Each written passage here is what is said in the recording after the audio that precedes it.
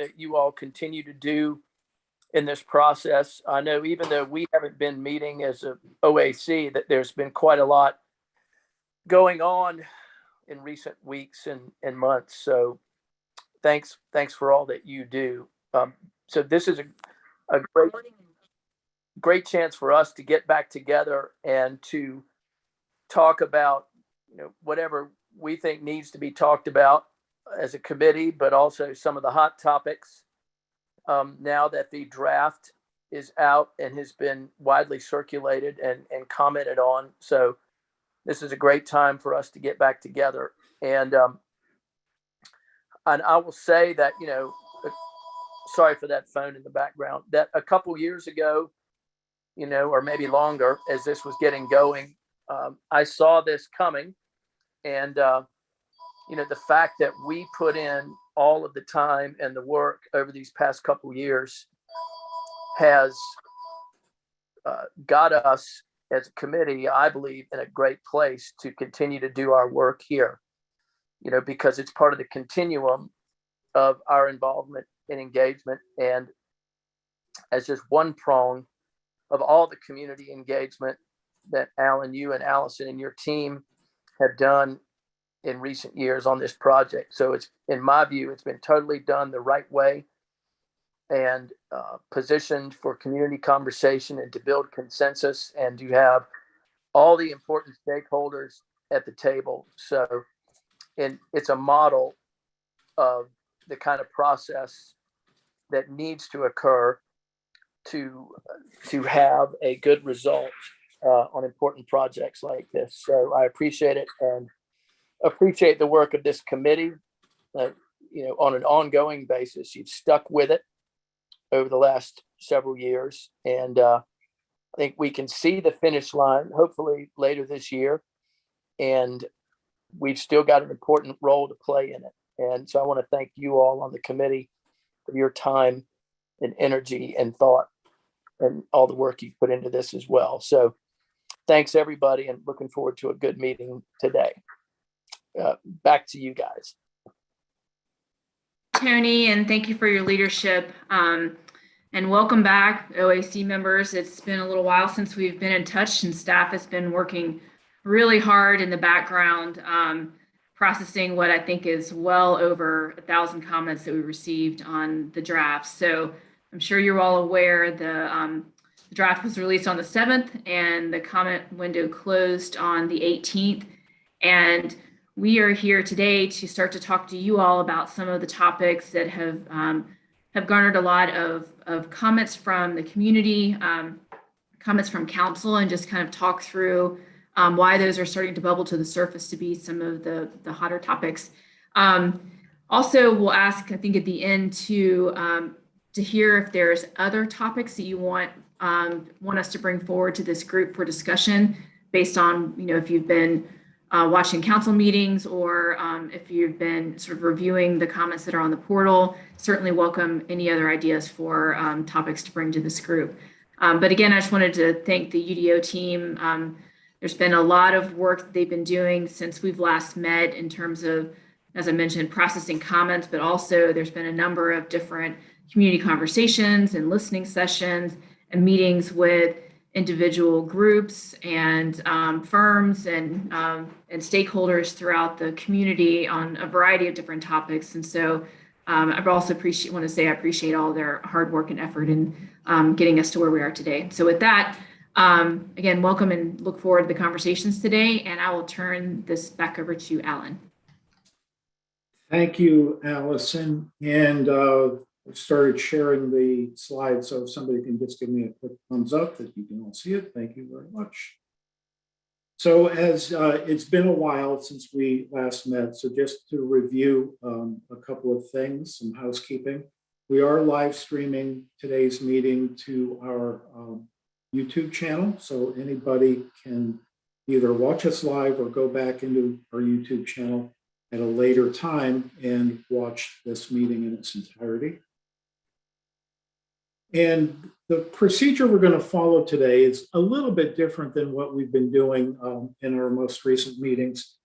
We do have a presentation, and so we do have some slides to go through. But at 3 or 4 points throughout the presentation, we're going to stop and ask for your feedback. We've got some prepared talking points and questions to kind of prompt feedback on these major issues that we want to talk to you about today.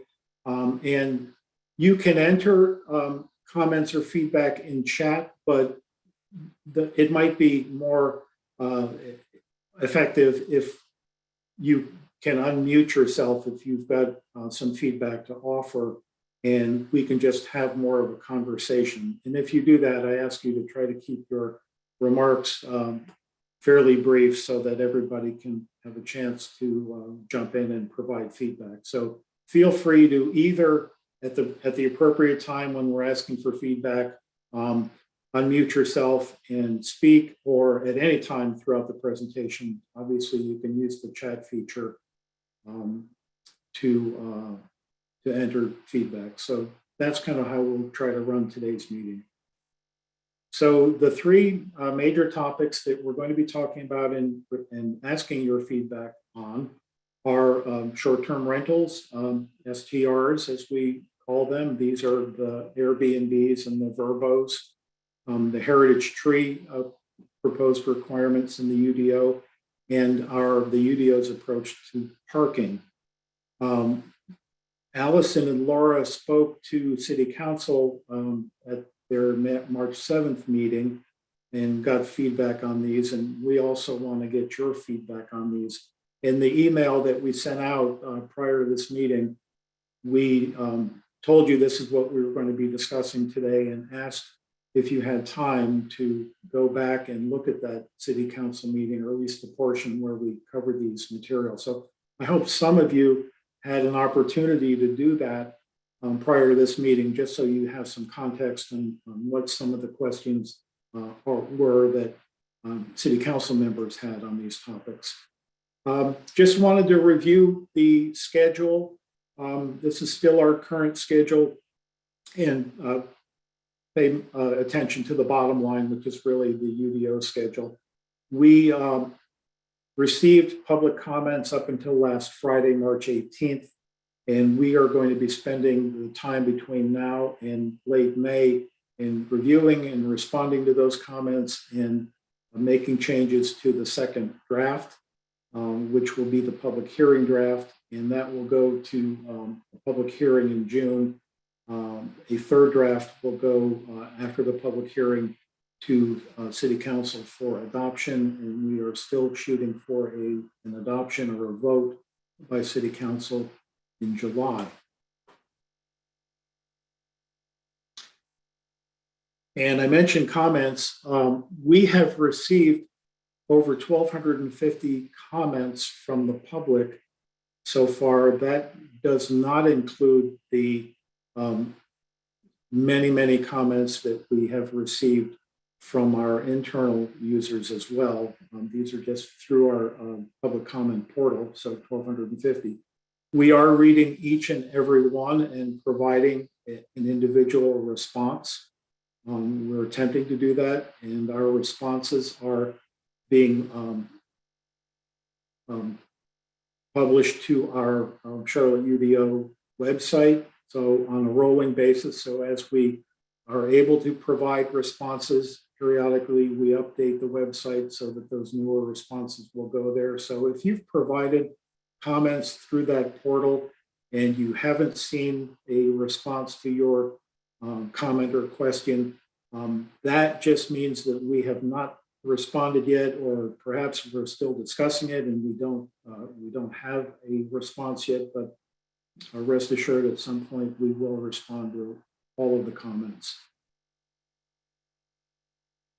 And just to cover, we have had some listening sessions in the past month or so on some of these topics. In fact, all of the topics that we're going to be talking about today, we have had a listening session on. I know that some of you were part of those listening sessions.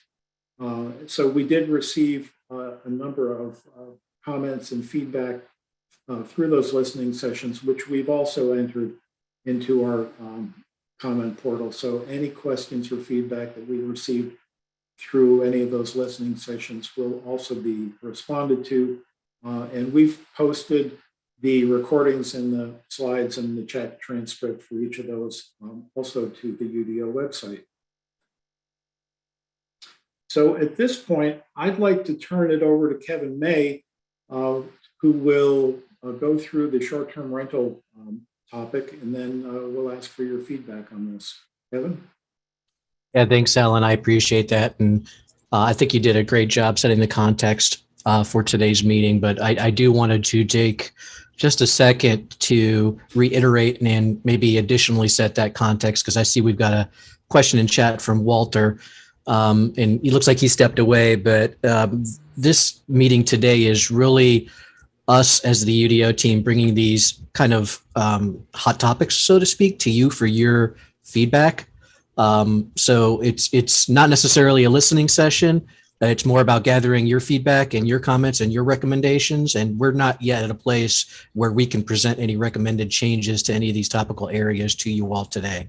So I just wanted to take an opportunity, since Walter had put that in there before I got started, to go ahead and just set that context. So short-term rentals, I think as Alan has shared, we had over 1,250 comments in our public comment portal. Probably about 1,200 of them were about short-term rentals. I kid, it wasn't quite that bad, but it was by far our most commented topic in the UDO.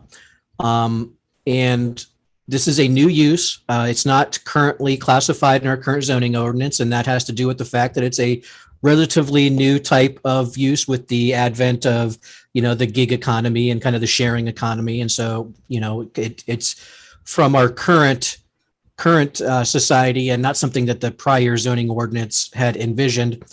So as you see here, it would be a new use established in our UDO, allowed in N1 and N2 zoning districts. There are prescribed conditions for these short-term rentals, and some of those standards are a separation distance, requiring a zoning use permit, that these properties cannot hold large events, receptions, trainings, things like that, and having the availability of a local manager to be able to respond to the property should the need arise. At a very high level, and I joked about this, the comments that we're getting run the spectrum, really. They run from folks that feel that the proposed standards aren't quite stringent enough and they'd like to see more regulation. We've got folks on the other side of the spectrum that think this is the standards are far overreaching and they'd like to see some relaxed standards. And then we've got, as you would expect, some folks kind of in the middle, understanding a balance, really. But by far, I would say that the biggest concern comes from the current operators, and they're expressing concerns about the ability to operate under the proposed new prescribed conditions. And then, as I mentioned, on the other side of the spectrum, you've got those that may feel like they're impacted by having these near them and what some of those adverse impacts are, and wanting standards that can potentially help address those adverse impacts. For short-term rentals, as some of you may have attended, we held 2 listening sessions on February 24th. They were very well attended. We received a lot of great feedback. And as Alan said earlier, this was also something that was presented to council during their strategy session on March 7th, and we got some initial feedback from them. And we wanted to come to you all for your feedback as well. And just some things that have kind of transpired between that March 7th strategy session with council and our meeting today that I want to let you know, because these were kind of some of the action items or asks out of that council strategy session. Is I want to be clear that per the state framework, these short-term rental type uses, these Airbnbs, these verbos, they do not meet the definition of lodging. So as such, the county does not regulate them like lodging, like they would say a hotel. The county does not regulate them in their zoning ordinance, and nor does county environmental health regulate these. So right now, kind of in that Charmec landscape, these don't really fall under any regulatory envelope other than what we currently have that we try to apply to the current zoning ordinance. Next slide. So with a lot of that information and a lot of the context that I've provided, we're coming to you all, just as we did as we went to council, really seeking your feedback on three questions.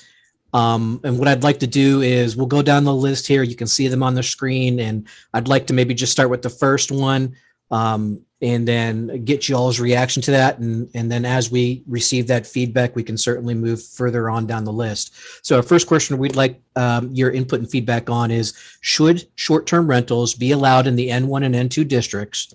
And if so, with or without restrictions? And with that, I'd like to open it up to you all to provide us feedback. And if you would just raise your hand so that we could recognize you, and then we could go ahead and have you speak or and provide your feedback. And you can do this verbally or via the chat, whichever you're more comfortable with. Any takers? Come on, I can't believe nobody has an opinion.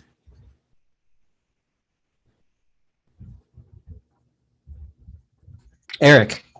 I always have an opinion, but I know this isn't pertain to my work at Sustain Charlotte so much, but I think, from listening in on previous panels and discussions, I think the 400-foot rule kind of was maybe one of the bigger obstacles. And I think the other measures of, being able to just register and start working on actually maybe, defining and seeing all of the rentals that are out there is a good step. But I think really just enforcing the folks who don't know how to run Airbnbs well, and not punishing the ones who do. And I think that 400-foot rule was kind of an obstacle for a lot of folks who do run their businesses well, that wouldn't be able to continue on per se, or would be impacted by that particular piece of it. And just working on some other things that may not be here, but more of the enforcement and trying to figure out some way of, for the folks who aren't doing a good job running their businesses to somehow have repercussions without hurting the rest. That's how I would sum it up. But. Sure. I appreciate that, Eric. And as you said, that echoes a lot of what we've heard through our engagement process. Chair Samuel, I also see that you've put in the chat there, yes, they should be allowed with restrictions. Thank you for that feedback. Do we have, Teresa, I see your feedback coming in. I think we agree. It's trying to find a fine balance in the restrictions, if there are. And again, commenting on the distance separation, again, a very common theme that has run throughout all of our engagement so far. Anybody else have a take on this being an allowed use and with or without restrictions?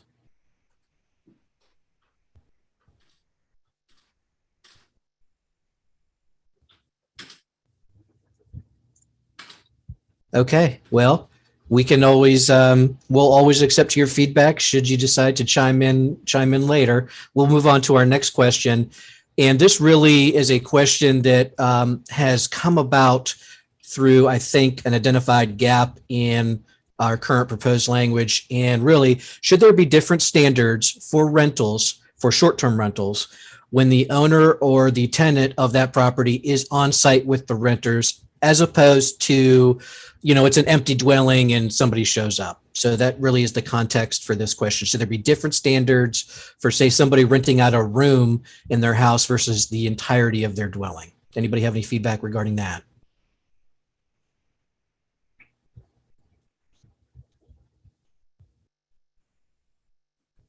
Chair Samuel, I see. Thank you for your input, Teresa, as well.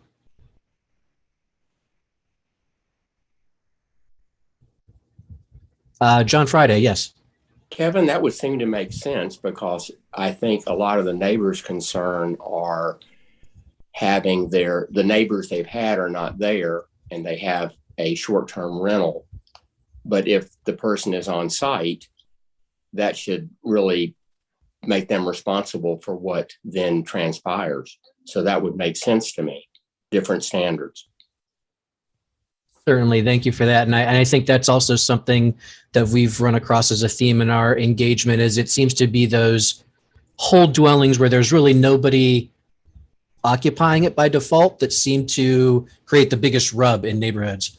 Walter, you have your hand up.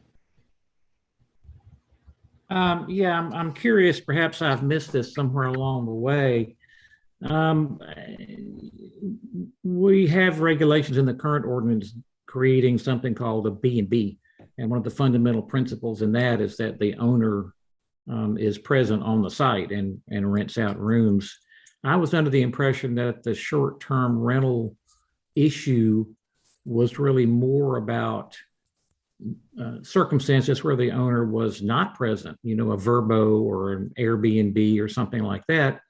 People made their arrangements through whatever network that happened to be, and that they occupied the residence, condominium, whatever it was, and there was never an owner present. So if the owner is going to be present, isn't that better defined as the B&B that we've been regulating for years, rather than changing the definition to a new term called short-term rental, and then yet creating the distinction between whether the owner's there and the owner's not there?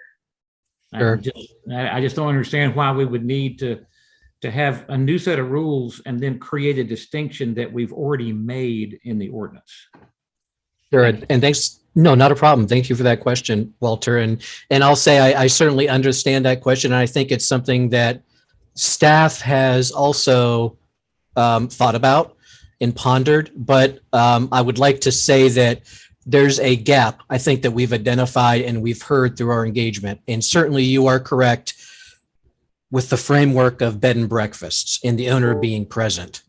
And certainly we've got what we've got proposed, which is the short-term rental as it currently is proposed, where there is no owner on site.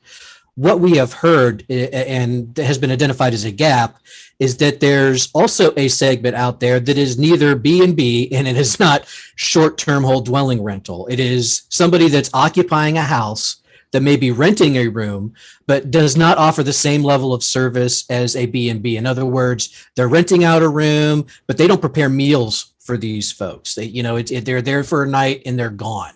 And that currently would not meet the definition of B&B or this whole dwelling short-term rental.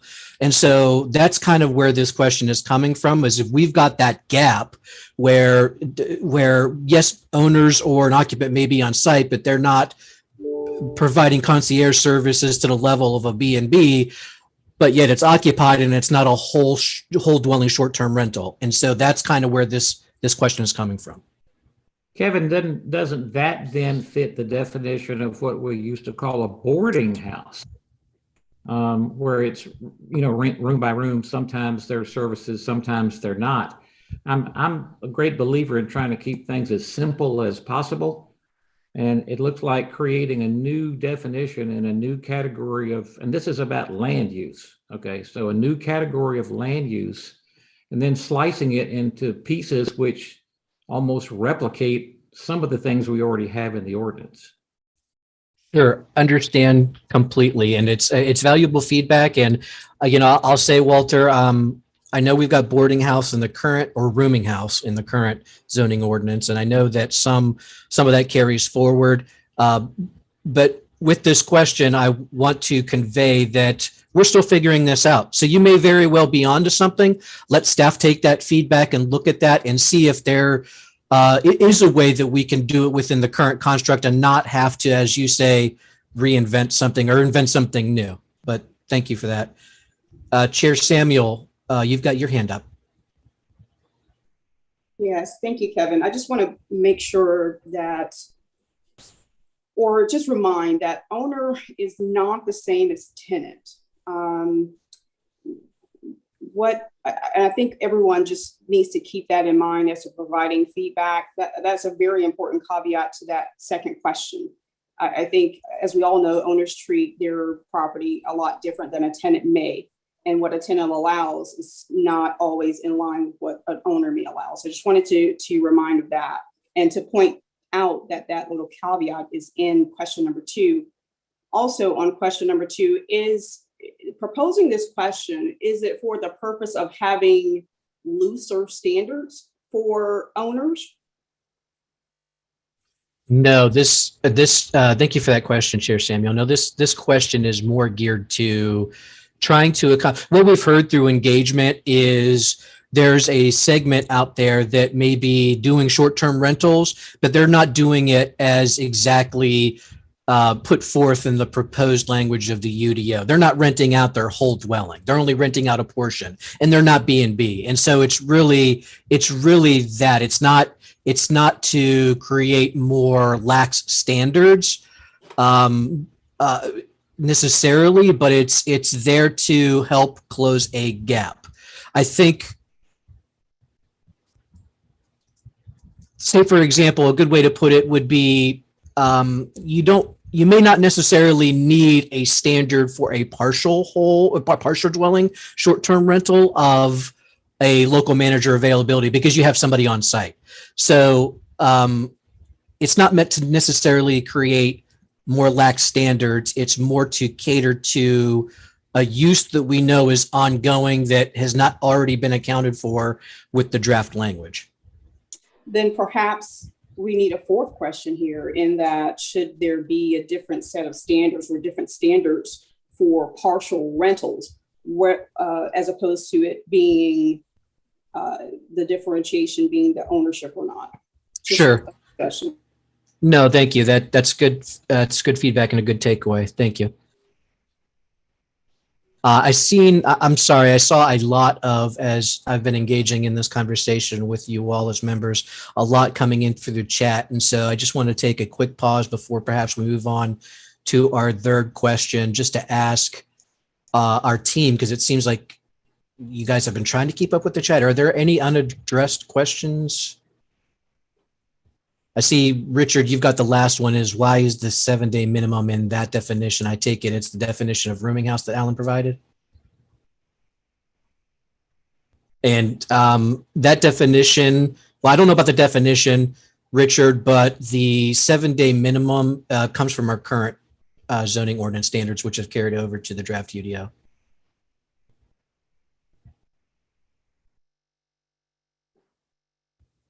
Team Charlotte, Alan, are we good on the chat? Can we move on, you think? Yeah, I think we can. We haven't covered the third bullet on the slide yet. No. Yeah, that's what I wanted to move on. I just wanted to be sure that we were current with the chat so far. And then lastly, and then maybe we can tack on precisely what Chair Samuel said, just as a kind of a walk on to our agenda here, maybe that fourth ad hoc question. But the third question, should separation distances between short-term rentals be included in the standards? Eric, I know you've kind of weighed in on this, and some folks in the chat have kind of weighed in on this as well. But was there anybody else that wanted to express any feedback about the current standards or current draft language, including separation distances? Walter, you got your hand up again? Yeah, I'm sort of trying to figure out what the planning reason is that we would create separation distances between a land use, which is essentially a residential land use, if you're going to have these additional regulations that deal with timing and some of these other things. I don't really have a strong opinion about those. I know it's been a hot topic up here in my neighborhood. People are renting out big houses around the lake and that sort of thing. And I know that some of the jurisdictions have dealt with it, but if it starts off as a single family home, let's just say for conversation's sake, in the middle of other single family homes, and then someone wants to go and use it as one of these new uses, how do you generate the separation requirement? Or do you just de facto say you can't have it because you can't meet a separation requirement, number one? And number two, what sort of research or what sort of standard is there to say what the separation requirement should even be? I'm a little bit of a loss about that. Thank you. All right, Walter, I may ask you to repeat some of your questions, but let me address first kind of the logic of how it got there. And certainly other jurisdictions were looked at, but we looked at our current zoning ordinance as well. And I think some of you may be familiar with the fact that there are separation distances for other uses within the current zoning ordinance. And for example, one that I can think of is childcare in a residence. And currently there are separation distances for those. And that would kind of operate similarly to this type of model, perhaps, where you've got in an established neighborhood in a single family residence, a childcare in that residence, and those have standards currently in our current zoning ordinance, and I think is proposed going forward, of separations between 400 feet. And I think it goes to the protection of the character of an established residential neighborhood, and trying not to be, ensure that that residential character of that neighborhood, which is supposed to be, does not become more commercial in nature. So separation distances is something we have in the current zoning ordinance, and through the development of these standards, we, in what we've seen in other jurisdiction, we proposed, seeing that this may have a potential similar impact to that separation distance. So that's how we got there. And Walter, I'm not sure, you had asked two questions and I may have answered both of them in what I've said, but if not, can you circle back? Well, yeah, again, I mean, I appreciate that response. And I understand the distinction that you drew with the daycare center example. I think we used to call those small group daycare homes. They're limited to 12 children. And the idea was that it was reasonable for someone to use a single family residence for that purpose. But that residence is also the home of the person who's operating the small childcare center, and we certainly don't want to encourage house after house after house on a single street to do that. But I don't know that makes it a commercial corridor if in fact that were to happen. I'm just looking for the nexus. I mean, what are we trying to fix with the separation requirement for this new type or class of uses? What are the, I mean, big party houses, every weekend, I can understand that, but you can't prevent your neighbor from having a big party at their house every weekend anyway. So I'm still looking sort of for the nexus. Sure. What are we fixing with I understand the need for a new definition, no issue with that. But I don't know what we're fixing with the regulations that would apply to that new use. Thank you. Sure. No, that's fine. And I thank you for that follow-up. And I think I remember the second half of the question. So a little of the context that wasn't explained at the outset is that this issue of short-term rentals has kind of long been simmering. Since at least October 2021. I can't remember now at this point, but there are folks out there that have expressed concern to city council of oversaturation of these uses, party houses or not aside, oversaturation of these types of houses within their established residential neighborhoods. And it kind of bubbled up to council. They undertook discussing it at a Great Neighborhoods Committee meeting. And at that time, planning was also aware of these concerns and was already in motion with drafting the standards. So the answer to your question, Walter, is it's proposed language to address the concerns of oversaturation of these neighborhoods with corporations, private individuals, whomever they may be, coming into neighborhoods, buying large swaths of properties and basically supplanting, established residences, residencies or neighbors in those areas. So that's where it's coming from. With regard to, I think you had a question about enforcement and how it would be done. And, the best that I can tell you is it would be done much like it is for other uses that have zoning use permit requirements and separation distances, like those childcare facilities, where once they come in for a zoning use permit, we've got their address, we pin it via GIS, and we're able to create those separation buffers around those facilities. That way, if somebody else comes in and, we can put their address in and using our GIS, see if they're within that 400 feet or not, to be able to determine whether they'd be eligible for a short-term rental use or not. Okay, but well, again, I get that. I wasn't aware there were these massive problems with these uses taking over communities. That sounds like, and this is not your words, I know you're describing how it's come to you to deal with. It sounds like a lot of hyperbole where there may be one or two, or there may be indeed entire communities. I know of one circumstance where a business here in Charlotte has built an entire neighborhood of single family homes on individual lots through the normal development process, and they're all available for short-term rental. So there's no one in that neighborhood to complain because everybody, I mean, all of the homes are used for that purpose. So again, you guys have a much better handle on what the difference between an actual problem that has a planning solution and a perhaps political problem where the squeaky wheel is getting some grease.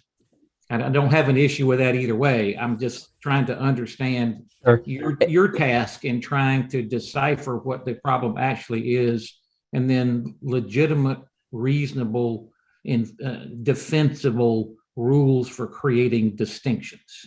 Yeah, I hear that, Walter. And so let me just say a few key things. And one is, I don't necessarily know that I disagree with much of what you just said. Certainly, I think there's certainly a different perspective when you look at this, where somebody may be doing this as a new development and building an entire neighborhood where there's not an established residency there, and it's not necessarily as bothersome to the area because that's the form of the new development, as opposed to existing established neighborhoods and then somebody coming in and buying swaths of houses and kind of turning over the neighborhood in that fashion.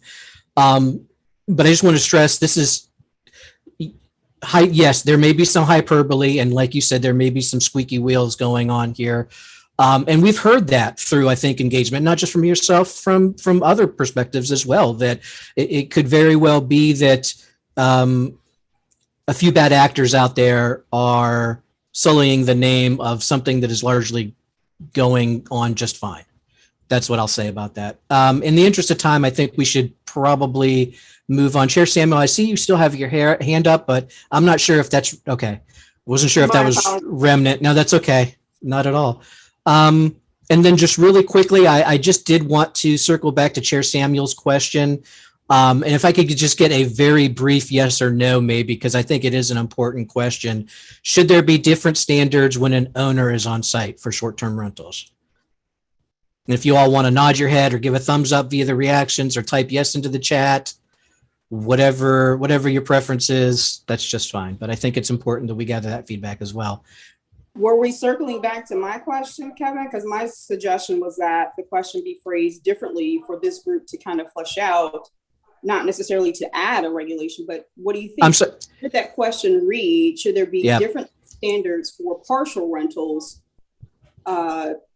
as opposed to a full on Airbnb or VRBO? Yes, thank you for clarifying that. I did actually butcher on the follow-up. Yes, should there be different standards? The question I meant to ask is what Chair Samuel just said. Should there be different standards for partial short-term dwelling rentals as opposed to whole dwelling short-term rentals?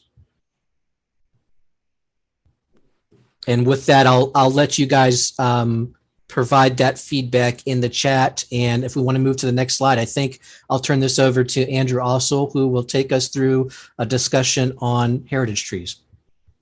Andrew? Thank you, Kevin. I am also joined by Tim Porter, our Chief Urban Forester, who is now invited to jump in when he wants to. We'll be talking about heritage trees, an issue that I'm sure many are familiar with if you've been plugged into the UDO conversation. As a reminder, the standard is included in Article 29.3, and it includes a requirement for a permit to remove healthy, native, and by native we mean native to North Carolina, native trees greater than 30 inches diameter of breast height. So essentially a measurement of the diameter of that tree at 4.5 feet. Mitigation is allowed if the tree is sort of removal is allowed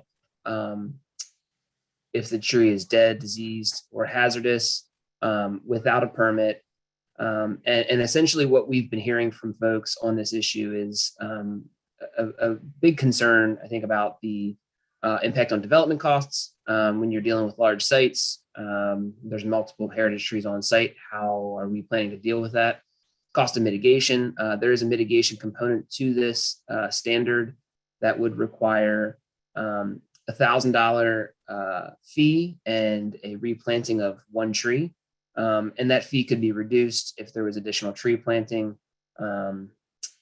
And all of those are included in some guidelines that we put out around this regulation. And we'd be happy to share that if folks do not have that guideline. Please just let us know. Essentially, then what we're hearing on the other side of the issue is that there are a significant number of commenters who are encouraged by a proactive approach to preserving our tree canopy.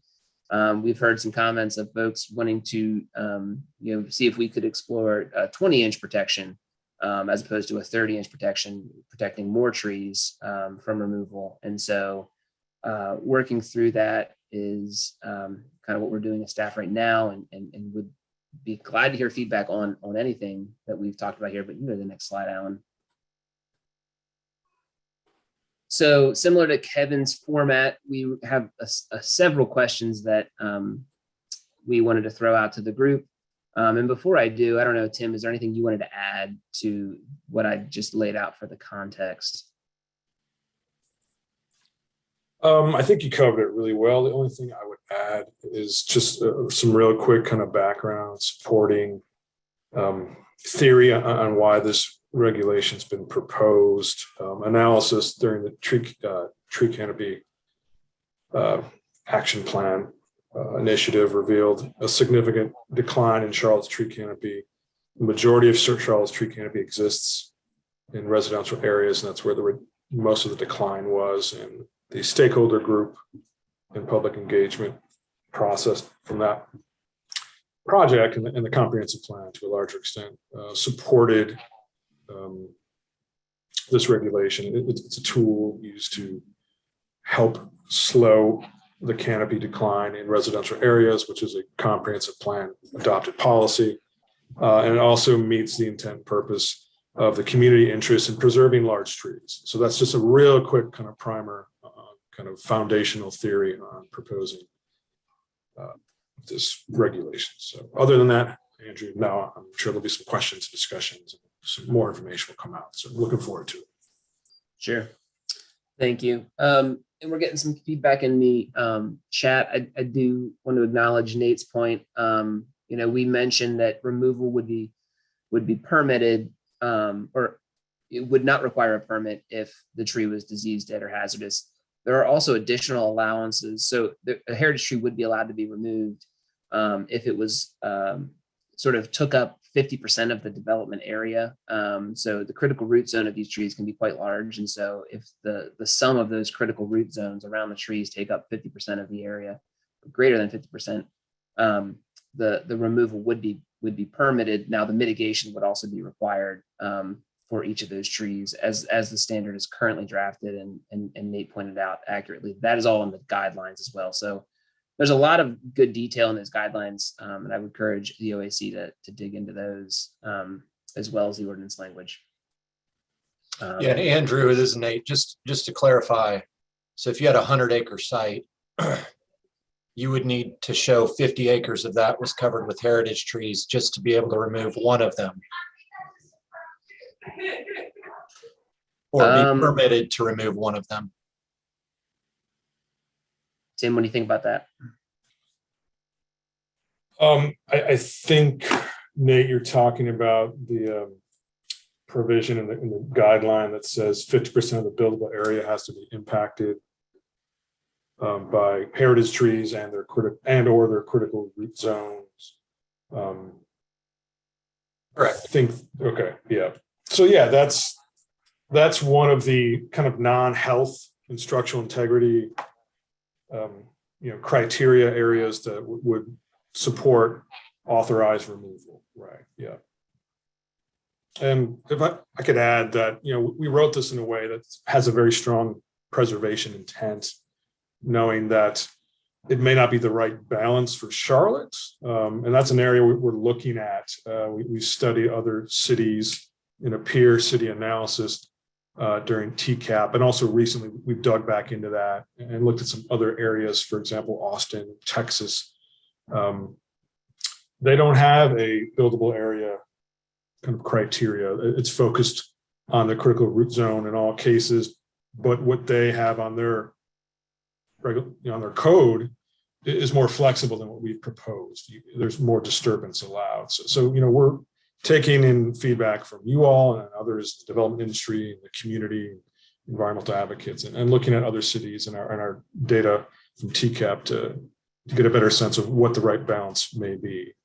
So just wanted to add that as well. But yeah, Nate, that's my only last comment before you get to your questions is it'd be interesting.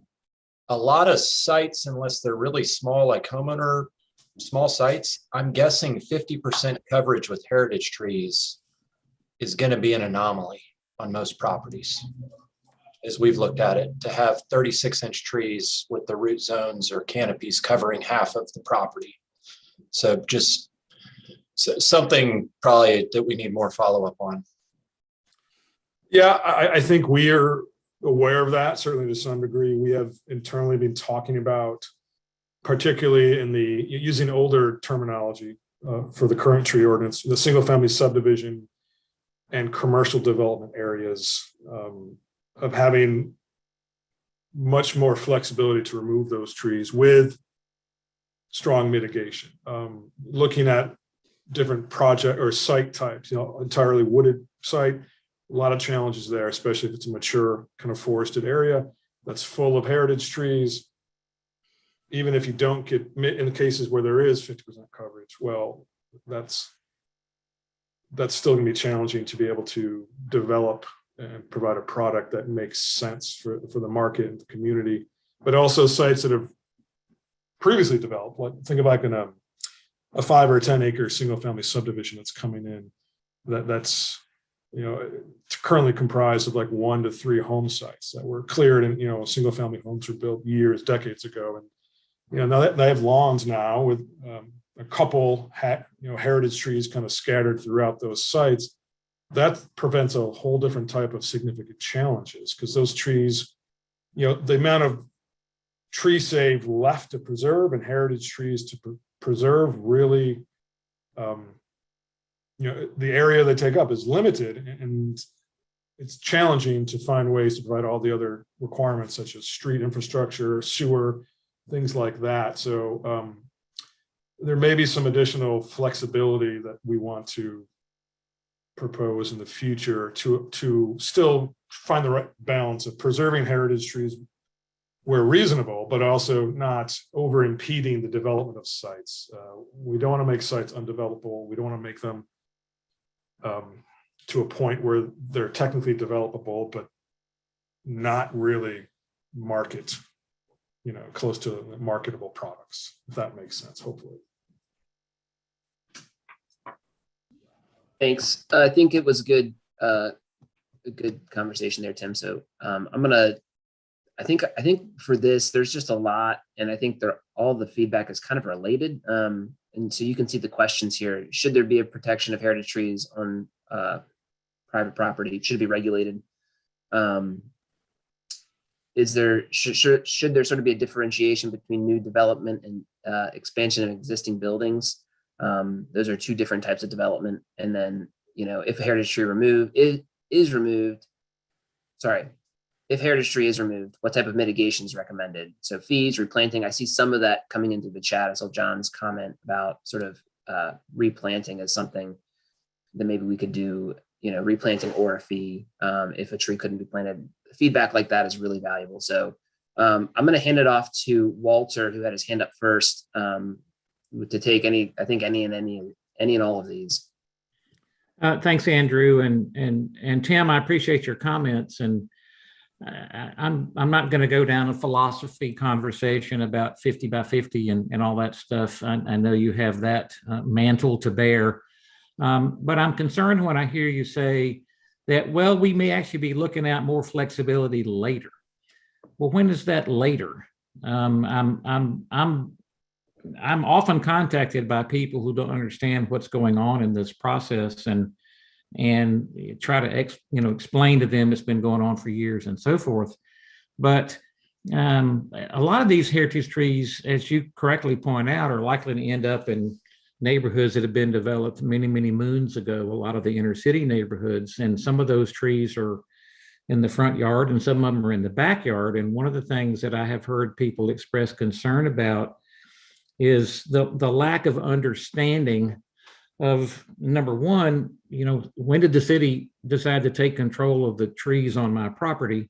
And number two, if I want to do an addition on my house and I have a heritage tree in my backyard with whatever root zone it has, is that going to prevent me, or what would I have to do if I invade more than 50% of the root zone of a heritage tree on my own property, or even want to build a patio and a fire pit? And those are may sound like, ridiculous anecdotes, but I think the wording of the language in the ordinance as it's presently proposed leaves room for some pretty broad interpretation of who's going to be required to do what. And if anything, I would hope that there could be more clarity included in the conversation, rather than later we'll look at, seeing if there needs to be more flexibility. It would seem like we would want to find out about that flexibility now, so we have a better idea of the true implications, mostly for existing communities that have been there for years and years and years. So I'll stop with that. Thanks, Walter. And let me clarify. I know one of your main points was on clarity there. And I do want to confirm that we're looking at that flexibility now. So it's something we're looking at now to potentially, that's why we're talking to you, this group today, is to get more feedback on that, to consider any changes to the proposed regulation for the second draft. So we're looking at that flexibility now. I do know there'll be some changes. For example, a couple things that we are certain on that's going to change is we're going to add clarity to, looking at my notes here, to really tell the story that any critical root zone that has to be protected and it kind of considered during land development permitting or for property owners outside of that process, we only would consider that on the property where the heritage tree is originating. So you don't have to survey or look at protecting that on neighbors' properties. If you're developing, let's say 3 single family lots in a row as one project coming in on one permit, okay, then in that case, you may have to be mindful of critical root zones for multiple trees spanning multiple properties. But we're going to add some clarity just to really hammer home that it's just whatever's on the property where the permit's coming in, or the request is coming in, that's the heritage trees that are going to be kind of viewed during that permitting process. Also, the current guideline notes, I have it on my screen here. Paper right-of-way, that's something that we're going to remove. It's, heritage trees and paper right-of-way is not something that legally we have, good standing to regulate. So there's some additional clarity coming for that. But flexibility for development and kind of just property use, we're looking at that now, Walter, to see, what type of balance needs to be better struck. Okay, thank you. Good to hear. Matt Langston, I will hand it off to you.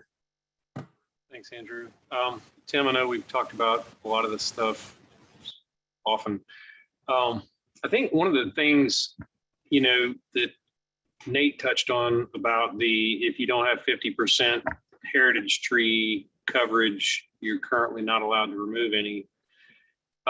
The thing that I think is going to be especially difficult for development is the lack of certainty that a tree could be removed. And, one of the conversations we had earlier, we had some folks that were doing industrial developments where they have large tracts of land. They need to be able to, make a giant flat rectangle, and with some degree of certainty that it's going to be doable.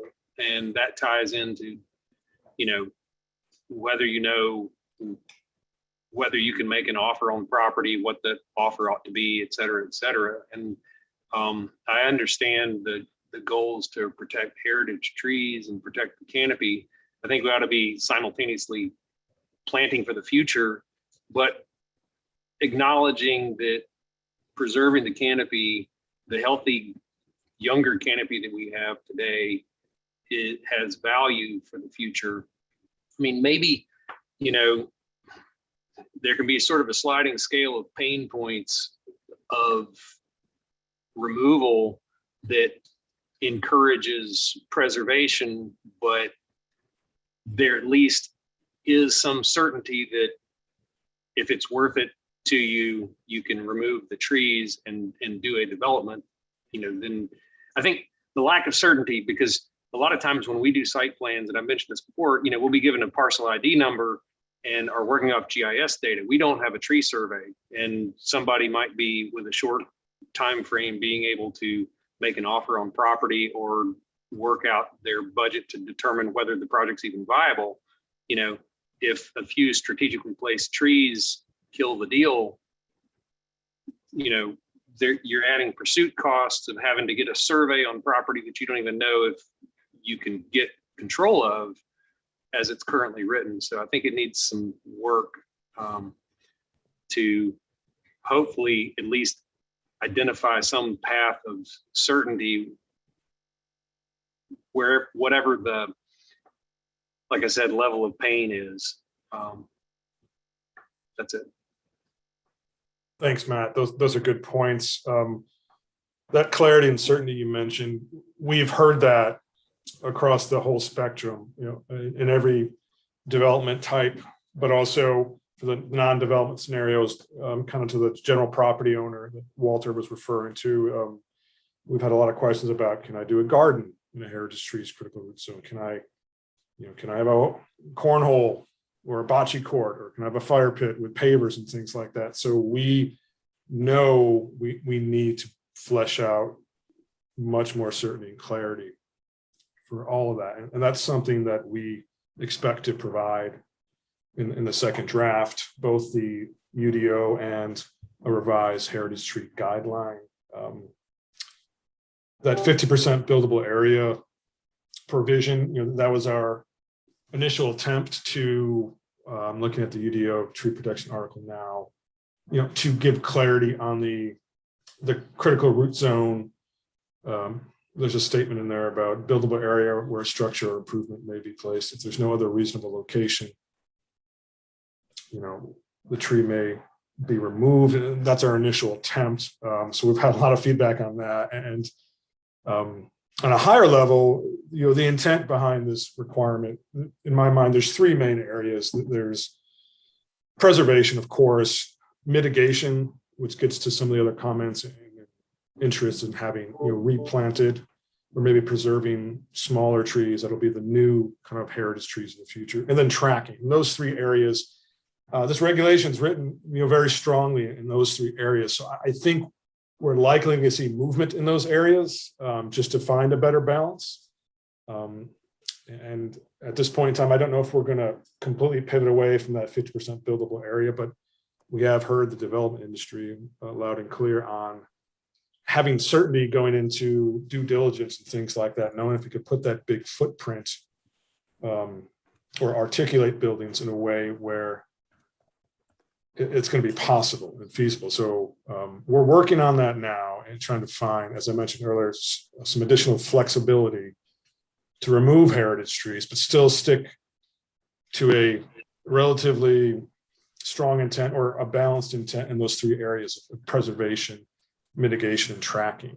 We also are hoping to do more analysis between now and the completion of our next tree policy project, which will be an update to the tree canopy goal and the urban forest master plan, which we look to start later this calendar year or early 2023. So there's an opportunity through that window of time to get a better understanding on heritage trees. And that might be something that provides a lot of information down the road to help us decide where ultimately we need to end up. But right now we're really focused on the flexibility and making sure we're still hitting preservation interests that the community have. Thanks, Tim. I wanted to clarify, I was typing out a long answer to John Friday's question in the chat. I think it's a good clarifying moment. But essentially the heritage tree protection allows removal for certain instances. So if the tree is less than 30 inches, it's non-native North Carolina, no permits required, the tree can be removed. If the tree is 30 inches, say 40 inches, and it's located in a area of your site that doesn't conflict with the building addition. It doesn't take up more than 50% of your site's buildable area, and it's otherwise healthy, that tree would not be permitted for removal. So that's the protection component of it. Now, kind of where we've been discussing and been asked to consider is maybe we allow those trees to be removed if they don't comprise it, take out some of those caveats, allow it to be removed, and have a heavy mitigation component where there would be a fee and replanting, but not have all these sort of caveats on when it can be removed and when it can't. That's some of the feedback that we've heard and something that we're thinking about. But as it's written today, there are a lot of requirements, or there are really three main requirements, and you can find those in the guidelines for when a tree would be permitted for removal. Yeah, and if I could add real quick, Andrew, that we've heard some concerns about in that area of dead, diseased, and dying. It's only trees. The only removal will only be allowed in those scenarios when it gets to the worst of the worst condition. We're going to add some more clarity that we'll get into some really technical arborist kind of details, but there'll be some clarity added that will say if an assessment, a risk assessment is conducted by professional credentialed arborist or landscape contractor that determines in a 1 to 3 year time period, this tree is expected to fail, or we're going to define better the risk level. It doesn't have to be something that's just obviously failing imminently or obviously dead. It could be something that's still green today. This happens all the time with city trees. There's a perfectly green, massive willow oak, fully leafed out and flush, but there's root rot pathogens and fungal kind of mushrooms on the base of that tree. Well, that thing is probably on the clock already. That likely will be something that'll be in that disease category. So it's not the worst of the worst. It's things that really present a significant risk right now or in a 1 to 3 year time period. All right, Eric, I'm gonna turn it over to you. Thanks, Andrew. Speaking on behalf of Sustain Charlotte, we obviously think it's time for private trees on private property to be regulated and to kind of reflect the comments made earlier about private property, but the effects of those trees on climate, stormwater, heat, all of those things, carbon, go beyond your private property. So I think that's why we support this advancement into the heritage trees on private property. Sorry. But maybe to add for the second question, there is new development, there's an expansion of existing buildings. And if I remember correctly from our work on TCAP and, single family houses and a death by 1,000 cuts, I believe is where the majority of our tree loss was occurring. So, there is that type of new development of a house being raised and then a new house going up or an expansion of an existing house. But there's also the bigger development that is what most of the development folks on the call are concerned about. So it just raises an idea of maybe looking at these regulations by the zoning district to be able to get some more clarification what you do in each circumstance. So you look at your manufacturing logistics that has one set, so your big boxes could get there, and then you have the neighborhood 1 and 2s that would look different from that. And that might just be something to put out there as a way of looking at being able to get some of that additional clarification with the looking at the districts and their what they need to be and how the trees would act is a possibility. And we obviously support that there has to be some, mitigation and replanting, of course, with all of it in working to find that balance between the fees and how many to replant. Obviously, we support more replanting as possible, especially on-site or, throughout the city as well. Both if that could be accomplished. And yeah, I don't really have too much to add in terms of alternatives of regulating heritage trees. I know there's some of our supporters who want smaller diameter, but given that we need to get this UDO through as quickly as possible, so we don't lose any more time, because Charlotte's growing so fast, finding those compromises and moving forward, and then being able to reflect upon those, I think is a prudent measure. Andrew, I'm going to, we're running up on our time for this meeting. I'm going to suggest that we try to wrap up trees so we can move on to our next topic. Makes sense. I apologize Okay. for those that we did not get to hear from, but if you have thoughts, please drop them into the chat or send us an email. We'd be glad to hear your feedback. Yeah. Sorry to do that, but we are. Nope, that's all right. We are running up Thanks, against the everybody. clock, so, okay. I appreciate your thoughts, questions, and feedback. Thank you. We'll move on to parking next, and I'll cover this part of it. As we've discussed in previous meetings, and as you may have seen if you've reviewed the draft UDO, we are proposing to use a 3-tier approach to parking, wherein the tiers would be sorted according to zoning districts, with the more auto-oriented zoning districts, such as manufacturing and logistics and commercial, being in tier 1, and then tier 2 would have other zoning districts, and tier 3 would have the most urban of zoning districts. With the 3 tiers being tier 1 having a minimum parking requirement, much as we do today for most uses. Tier 2 would have both a minimum parking requirement and a maximum parking requirement or maximum parking limit. And tier 3 would, for the most part, not have any minimum parking required, but would have parking maximums, limits on the amount of parking that could be provided. And that would all be according to the use and the zoning district that it was in. So we have received a range of comments, and city council members had a range of opinions on parking. It's generated a lot of comments and questions. Our comments have ranged from we're requiring too much parking to we're not requiring enough parking in certain places. So as you can imagine, as with the other 2 issues that we've discussed today, our comments range from one side of the issue to the other, which is one reason we're here today, to get some additional feedback from you all. So with that, let me go to the talking points on parking. Does the tiered parking requirement approach work? Should the parking requirements be tied to the anticipated demand and desired development context? What uses, if any, should have minimum and maximum parking requirements? And is there an alternative to the tiered parking approach? So appreciate any comments that you may have or thoughts on what we're proposing in parking.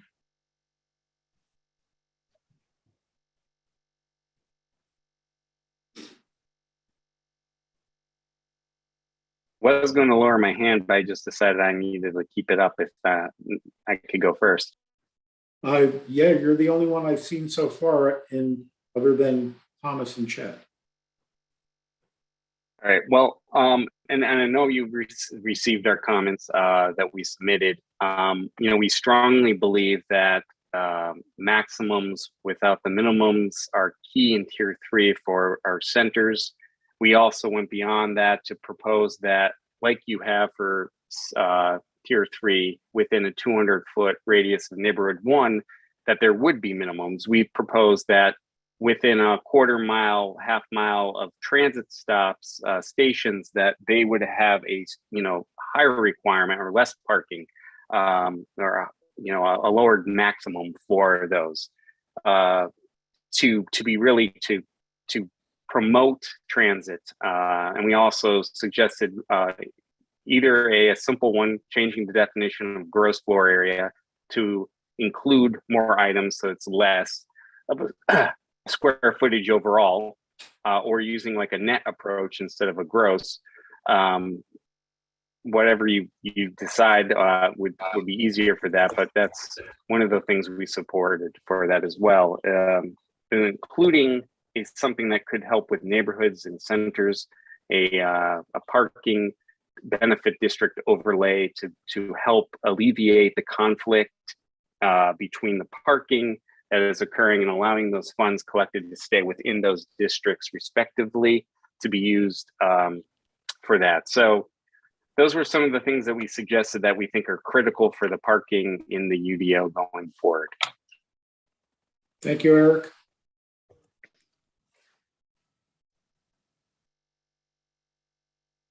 Other thoughts on parking before we move on? Okay, let's move on then. I'm going to turn it over to Laura Harmon for the next couple of slides. Laura, you want to jump in?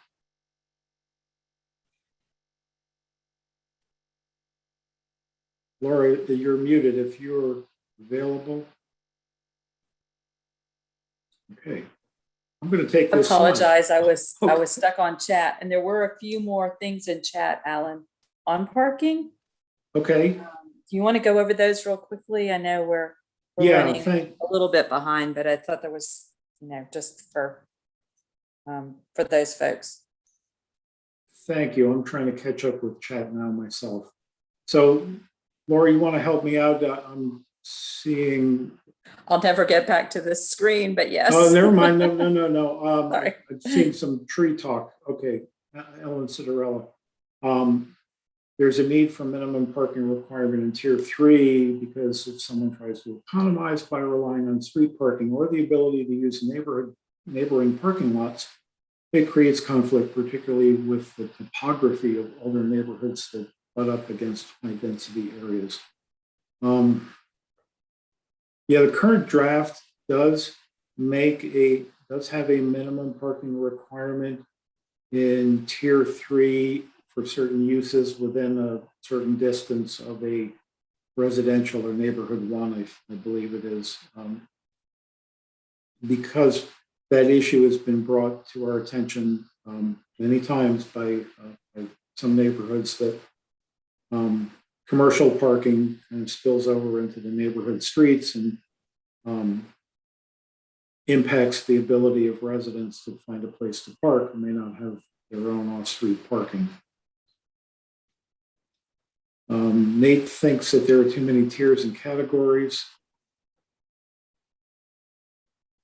Eric and Thomas can't seem to agree on what they disagree about. Let's see. Michelle Mann says parking tiers are convoluted and should be simplified. Okay. Tell me more about the comments a couple of you have made on the too many tiers. Well, we have 3. Fewer would be 1 or 2. Can you expound and tell us more about those comments? And feel free to join through the microphone if you want to. If you don't want to type your response, we'll be happy to hear you. Yeah, this is Nate. I could pull it up, but there's dozens of pages just on charts of parking. I'm going to exaggerate, but I think you need to know if you're going to have a pet spa for dogs or cats at the time you're permitting. So a lot of times our clients don't know what the tenant's going to be to the amount of detail you're asking for with parking, and tenants constantly change. There's just a lot in there. I've brought this up before. I don't know if any of those actually matter from a true parking perspective. Some of those different uses you have in there just seems like it should be simplified. Yeah, thanks, Nate. We actually tried to simplify, but our parking table mirrors the uses in the use matrix, which we thought would be easier for people to understand. That way, if they know what their use is in the use matrix and they know what zoning districts it's allowed in, they'd be able to go to the parking table and it would look the same. And the reason that we couldn't lump just all of the general commercial uses and apply a single parking standard is that there are some outliers that it just doesn't make sense whether you need any minimum parking for certain uses or whether there are uses that may require less or more than the typical commercial. So good feedback. I think we can take a look at that. But I think our reasoning. If we're focusing on maximums and much less on minimums, it just seems there's a lot. it seems like we could get down to a handful if it's about maximums. Just my opinion. Okay. And if it's about outliers, could you just not identify the outliers that do need special circumstances and everything else in the commercial just falls into one category? Yeah, we could, I suppose, see if that helps. I agree that there are a lot of pages of tables in the parking, and then there are more tables in the bike parking because we've got the same sorts of issues there. We're not, every use requires the same amount of bike parking. Thomas, Yeah. I think brings up a good point, and not that we're going to necessarily going forward recommend the same tiers and everything, but let's assume we didn't change anything other than that. I think we could simplify it and say the standard is one space per, for this tier, one space per, 250 square feet, except for the following uses. Thomas, is that what you were thinking? At least as an initial simplification? Well, right now I'm just impressed that someone agreed with me, but I agree too, Thomas.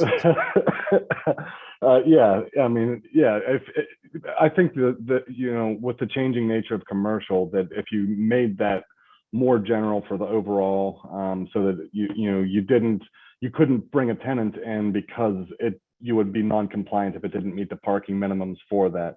So as much of the use, particularly on the commercial side of things, because residential is very programmed from the outset, but on the commercial side, if you could lump as much of that together so that you could swap uses as tenants come and go in there, it'll be a lot easier. And then just kind of identify, like maybe it's a bar use has a much higher, or a restaurant is actually a good one, because if a space is designed for a restaurant, it's going to be a restaurant. There's a lot of ventilation and that kind of stuff that's built into that commercial space to make that function as a restaurant. So you could have, some of those parameters that are outlined that are more predictable. But if it changes from a running store to a dog store to something else, that you wouldn't have to do a bunch of code compliance or potentially go to ZBA to get a deviation or something that allows you to put that use in there because it's not meeting the standards of the parking. So. Alan? Yes, Walter. A couple of things real quick.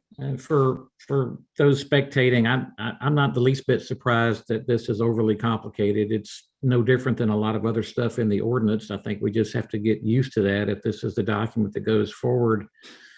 Secondly, to Eric, I'm the last person who believes we should rush this ordinance along, because the further we go, the more confusing it gets. And what we don't want to adopt is an ordinance that nobody understands and nobody can work with. And the last thing is, I'm curious in how the staff will approach these in the future in those circumstances when someone asks for a rezoning to a different district to accommodate a different sort of uses. It's been my experience over the years that very often we develop a plan that provides parking as required by the ordinance, and then we get suggestions from the staff that we provide more parking, or that because we adjoin a neighborhood, we have to provide more parking, or there's any number of reasons, where's the guest parking in your townhome community, those kinds of questions. If you want guest parking in a townhome community, then put that in the rules. But if we've got rules that we follow, which are based on all these thoughts and the collective wisdom of the community, then we should be allowed to follow those rules. And I'm wondering how the staff will deal with that in the future. Are we going to have all these new rules, complicated or otherwise, and then still be asked through the rezoning process to do something differently? And I'm not asking for what the staff thinks we would have to do because the neighbors want something. I'm asking what the staff will do if we deliver a plan that complies with the ordinance in the rezoning process. So thank you. Thank you. And before we move on, I see some comments here about eliminating parking minimums completely. And there actually has been quite a bit of conversation around that possibility. So if you have any, I know we've got some people in the group who may support eliminating parking minimums entirely citywide. And there are some cities across the country that have done that recently or are doing that. Any thoughts before we move on? I'll throw this out there. There was a local restaurant on the news that day or so previously about marking off parking. They were getting into a parking lot squabble with other adjacent uses. I guess they've got a shared parking agreement. It's interesting to see, you know, I think everybody's got an idea of where they think parking is going. And it's interesting to see sort of, you know, today areas that may be underparked, some of the friction that's getting created, you know, like I think Thomas pointed out, neighborhoods not wanting non-parked commercial areas spilling over into their streets and parking all up and down their streets. I think we need to be cognizant of that transition period as, you know, we may move away from a car-centric city to something different, that those friction points just having some remedy. Yeah. The argument, go ahead, Laura. I was going to ask, as we're doing this, it would be really helpful, because I think this is a big issue. If you don't feel like speaking, but if you could at least go into the chat, each of the OAC members, and say, eliminate parking minimums, yes, no, or, you know, under these conditions, because we really think that council would appreciate your feedback on this.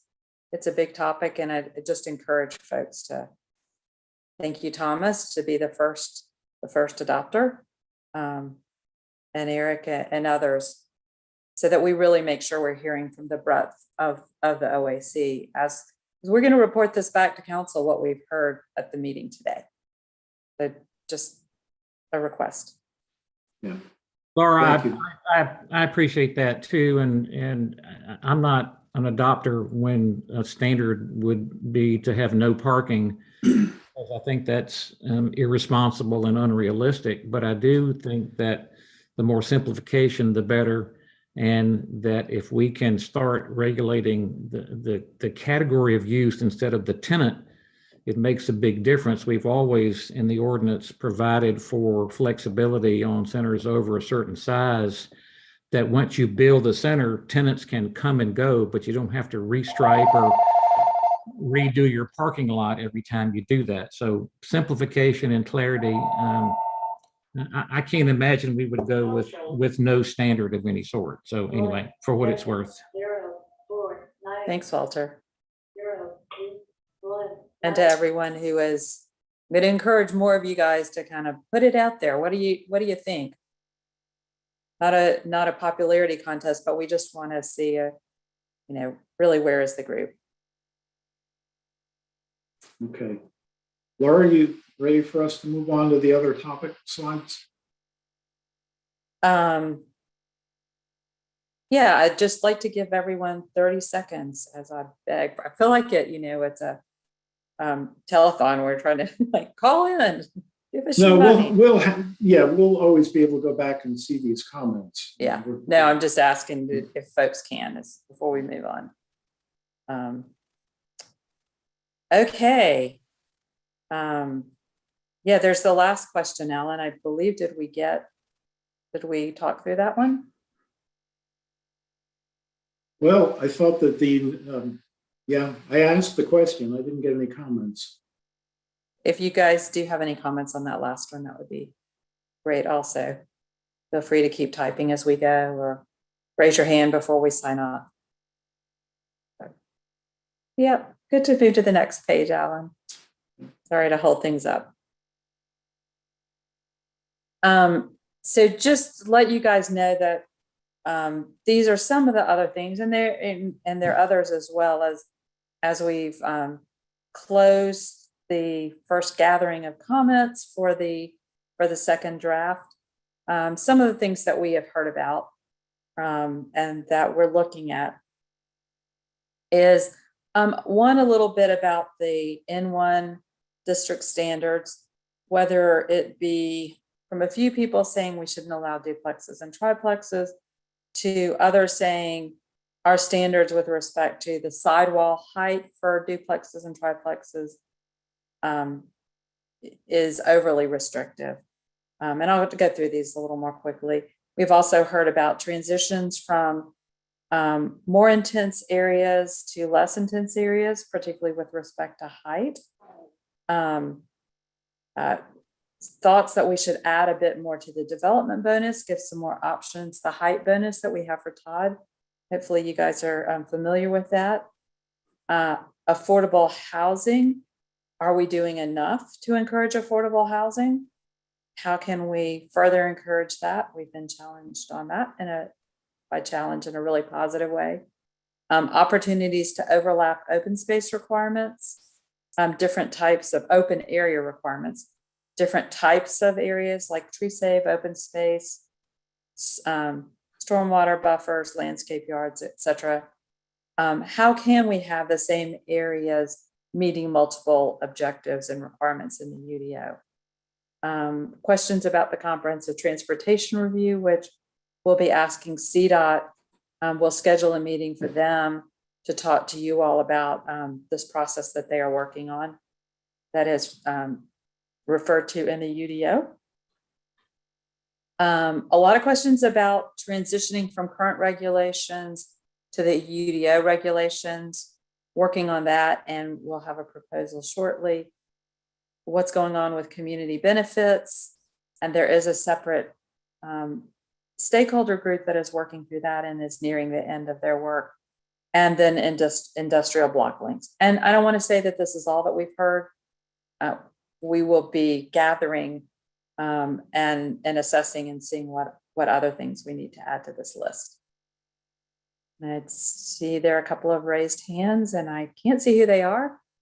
Laura, Walter, real quick, I would simply have assumed as a basic principle of the development of a UDO document that the opportunities dealing with overlapping areas for tree save and open space and buffers and landscapes would have been an inherent part of the process from the beginning.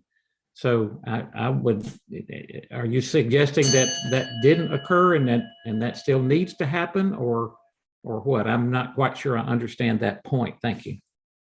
I think we need clarity, Walter. I think what we've heard is it's not clear.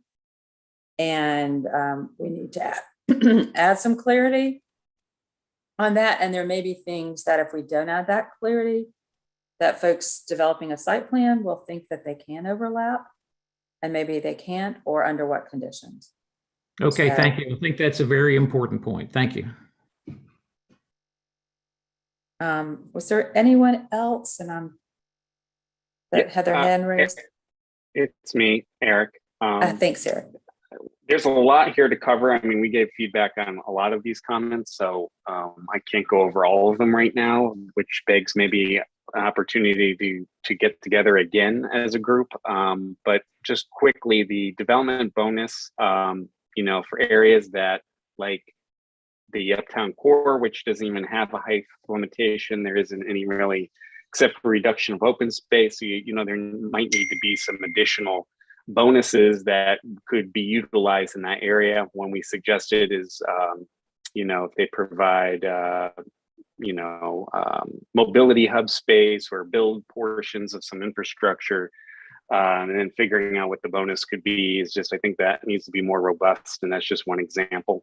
Community benefits, we think that called for in the EX districts, that is very vague in general. I think that the table, if a table gets developed, that would be warranted in that EX district as well. So we can, a multiple point system could be applied in that table to really achieve some benefits and not just achieve one or two of them. And, you get to opt out of the current zoning and use the EX zoning designation. So I think that builds some more strength in there. And that's just two of those, but a lot of the good stuff here. Would love to continue the conversation. Yeah, and I'm glad you brought that up, Eric. I think if we go to the next slide.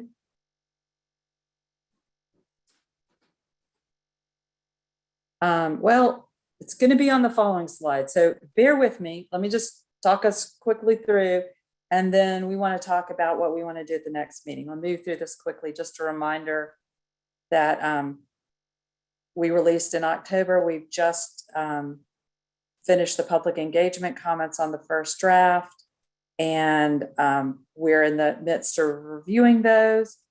And we plan on releasing another draft in May, public hearing in June, planning committee of the planning commission coming shortly after that, and moving forward for request for adoption in July. And we did have a, as someone mentioned earlier, I believe over 1,200 comments come in on the portal, and we are considering each and every comment and providing responses on those. What we would like to know from you guys, and whether you tell us this now, if we go to the next slide, sorry, forgot that. What we brought you 3 big topics today. Are there other big topics you would like as a group for us to consider? And what I would say is, if you've got topics now, put them in the chat. We may have to follow up with you guys. And we can send out an email and ask for, by close of business on Monday, everyone to put their candidates in, and we'll see where multiple people are asking for us to bring certain topics back. And that's what we would like to do at our next meeting to help us as we're both looking at going back to council, or if we could, well, we want to take some of this back to council, and so it may also help us as we're drafting, redrafting for the second draft, making some adjustments based on the feedback.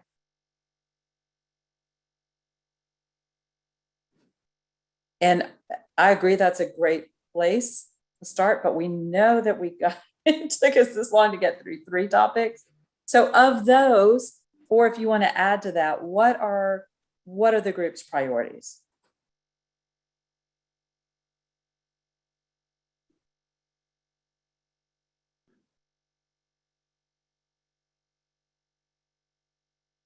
Laura, I would just offer an observation that one of the things that we're all waiting to hear are the staff's responses to all the comments they've been getting. The listening sessions for the topics we talked about today, I think I attended 2 of the 3. And I know there were lots of questions in the chat and y'all weren't in a position to respond. But I would hope that, if we're going to have a meeting on April the 7th, we could start to get some feedback from you all. We've been putting these comments and asking these questions, as have others. We know you've got, 1,200 or whatever comments there are floating around out there. I'd be curious to know, of the collection of all those comments, are there topical areas suggested by the nature of those comments? I mean, for example, are there a whole bunch of questions about whether or not certain things in the ordinance comply with the new 160D standards? And I would assume the city attorney is advising you on that, but I don't know. Are there comments that relate specifically more to commercial areas that could be set aside for just a special discussion that might attract more comments from folks even over and above those on the committee who deal with commercial development and things of that nature? Are there lots of comments coming in particular about N1 and N2 concerns from residents about they're too strict, they're not strict enough, we don't understand it, kind of a thing? I would suggest that within all those comments you've been receiving in the input in these listening sessions, that would reveal probably, a dozen sort of hot topics that we'd love to hear about. Because if we have time to go on your website and read all that stuff, that's great. But we know that y'all are already analyzing all that.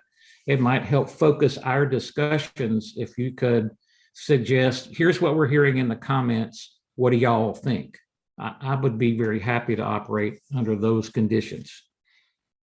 And thank you, Walter. And I think that what you see on this screen is a lot of what we've heard. You know, you brought up 160D. I think we've responded to virtually all of those comments after reviewing with the attorney's office. So if folks haven't had a chance to go to our website, we are on a weekly update, providing responses and expanding the responses. You'll see we have a lot of comments on short-term rentals. That's remaining TBD because obviously until we have a recommendation, we don't want to provide a response other than we're continuing to consider this and going to council.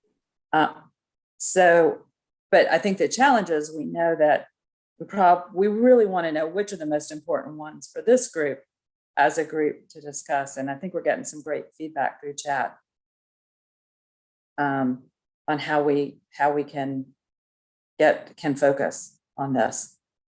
So okay, I appreciate that, and I'm looking forward to our next meeting so we can continue this conversation.